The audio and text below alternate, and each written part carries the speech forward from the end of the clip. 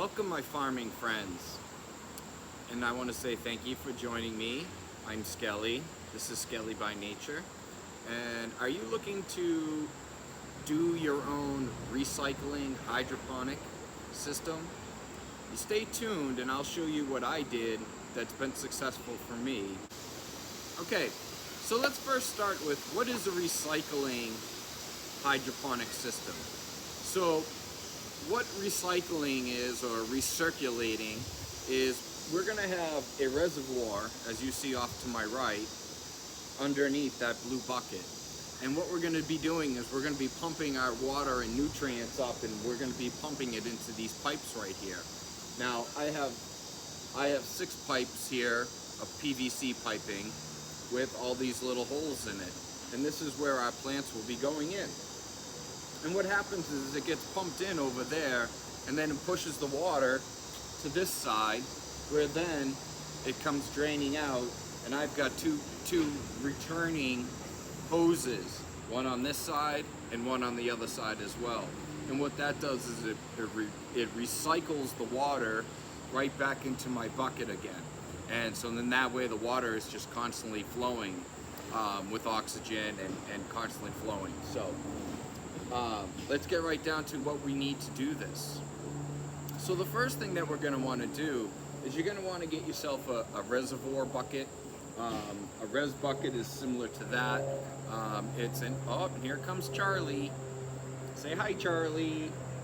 So what we're going to do is we're going to get a bucket that's going to be our reservoir, and that's where we're going to be storing our water and nutrients. And what we're going to be doing is we're going to have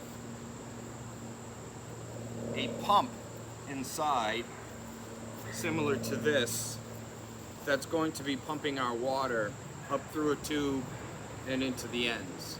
Okay, so when we're doing that, choose a small pump. You don't go too crazy. If you get something too large, then what happens is you pump things too fast. So when you have your smaller pump, you don't have to worry so much. This one here actually does have an adjustment. I can turn it up or turn it down. But even on this size here, I have it turned down as low as possible because you don't want to overflow. If it pumps too much and it doesn't drain out as much, then you're going to have spilling issues. So keep that in mind. So now we have our res container.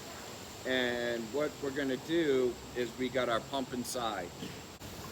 The next step that I do, I like to put a little drain plug on the bottom of my res tank. So that way when we're ready to drain out, or you want to drain out or have to flush out your system, you can see I have a little drain right here. And that allows me to just turn this knob and flush out the whole entire system if you need to start fresh with new nutrients or anything like that. So all that is a little valve. It's a 1/2-inch valve. I cut a hole, and then I can put this in. So this is just a male adapter for 1/4-inch piping, 1/2-inch piping, excuse me. And then I have my little valve shut off, and that's my valve shut off. Very simple. And so you just put that on the bottom, so that way you can have, like I said, drainage.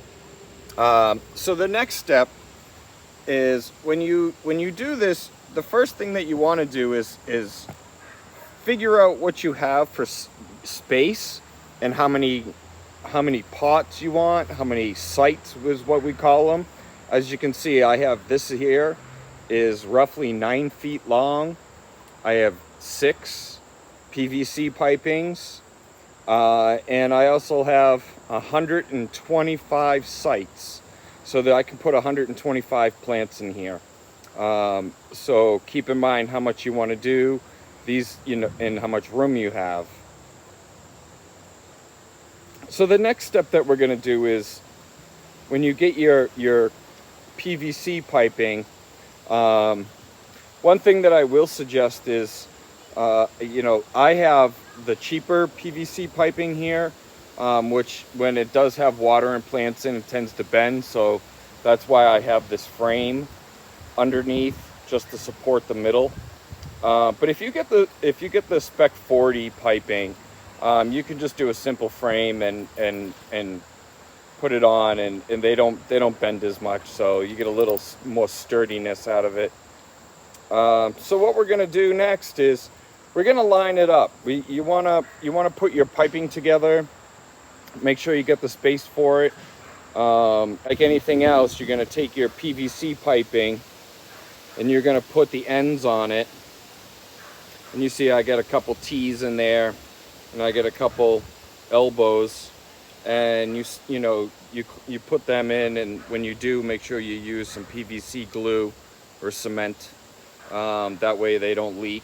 And then if you have to, as you can see, I've had to put some flex tape on there to help seal. You're gonna have a couple little leaks possible. So what you're gonna wanna do is next determine what size pots you wanna use. As you can see here, I'm using a 3-inch pot, netted pot. These are your netted pots. And you can get these at your local hardware store. Most of this stuff you're gonna probably find in your gardening section, or some of the stuff you might find in the plumbing section of the hardware store. So keep that in mind, what size. So pick what size you want. They come in different variations. So I have 3-inch netted pots. So I just cut out all the way through my 3-inch piping, and I just separated them by 4 inches a piece. But keep in mind what you're doing. I do a lot of greens and tomatoes and things like that, so 4 inches was enough for me. So then once we have this done and completed, you can be able to have your netted pots in there. Then the next step that you want to do is you want to put in your return piping. And as you see here, I have again one of the male adapters. This is for a 1/2-inch hose. I do suggest, actually, if I could change one thing, I would change my 1/2-inch hose to maybe 3/4 inch or something a little larger. So that way you have a little less problems maybe with clogging. Every once in a while I have to clean out my system and flush it out and clean out some dirt and stuff. So as you see on my I have the male adapter here. Then I got a little piece of 1/2-inch hosing, and then I have another shutoff valve. I suggest putting a shutoff valve just because if you ever need to do any type of repair or fixing or anything like that, you can shut your valve off, and that way if you need to clean this hose out or something, you can easily do it without losing all your water. And as you see here, I have a hose that comes out and it goes to an elbow. This is just a 90-degree 1/4 inch elbow, and then it goes into the hose. Now as you see, this hose goes all the way back, and I run this along. I just tie it off to my frame, and you can see that I tie it right off, and then it's going to tuck underneath. And then what I do is I cut a hole in my bin and I just return it right back. And that way, as the water's being drawn out, it's also being returned at the same time. And as you can see, I'll bring this around. I have another one on the other side. And this is my other hose right here. So I actually have 2 hoses, 2 shutoffs, and that way when you do the system, if maybe if one gets clogged, the other one can be kind of a backup, but at the same time it's just going to regenerate and recirculate. So as you can see, this is the system. Once you have the system done, obviously what you're going to do is you're going to fill up your reservoir full of water and turn your pump on and just pump the water right into the piping. And then as you're doing this, you're going to probably have to refill your reservoir, keep a hose around And what I like to do is I just like to fill the system straight up all the way, and then keep the reservoir full at the same time. Then my next step that you can do is, you're doing this with straight water. This is just to give you a test. Test for leaking, any leaks going on. This is where it's good to have some Flex Seal, or maybe some Flex, spray, and spray out any areas that might be leaking or anything like that. So now that you got the water set and it's all filled, so what you're going to do is you're going to want to take, now one of the things that I do is, you can see I get a little timer here, and this is just a little simple Brinks Easy timer. And what I do is I take and I do every half hour. So that way I turn my pump on for a half hour, then I shut my pump off for a half hour and let it drain, and then it turns back on in a half hour. And basically what that does is it helps allow to the recirculating to catch back up to itself. So this is nice to have. They're not expensive. You can buy them for $10. So once we have that set up, you can put it all together and then run the system. And what I like to do is I like to run the system and let it run, just continuously let it run. And then you're going to shut the system off. Make sure that all the pipings are filled. Make sure there's water hitting the bottom of your netted pots, which is also what you're going to want to pay attention to when you put your valves in. Make sure you put your valves in, the ones right there. Make sure you put them low enough that the water is where the level that you want to have it. You want to be kind of at the very bottom of the netted pots. That's always a good spot. And so now that let the system run, and then shut the system down. And what's going to happen is it's going to drain out, and you're going to probably see a little overspill in your reservoir. That's okay. What we're doing is we're just trying to find the proper amount of water to put in our systems. So it might spill out a little bit, might overflow the reservoir bucket, but that's okay. And then once this happens and you got no leaks, you can go ahead and start putting in your nutrients. And if you're starting with existing plants, then you can use nutrients. If you're starting with some seeds, you don't really need that much nutrients. If you need help in understanding the start of your system, or want to understand the basics of it a little bit, I do have another video that I will attach where it just gives you a basic introduction of how to do hydroponics.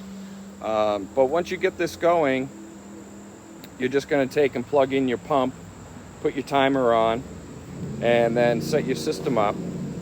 And one thing that you're going to want to have is some Hydroton stones and some starter plugs, things like that. I will put a list down below of all the things that you will need for your grow.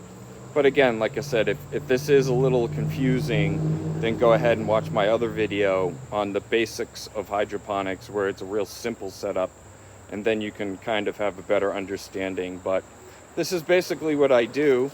I do have another bucket on this side. It's just to kind of hold it in place. And like I said, because I used the cheaper PVC piping, I did have to build a stand to hold up the middle.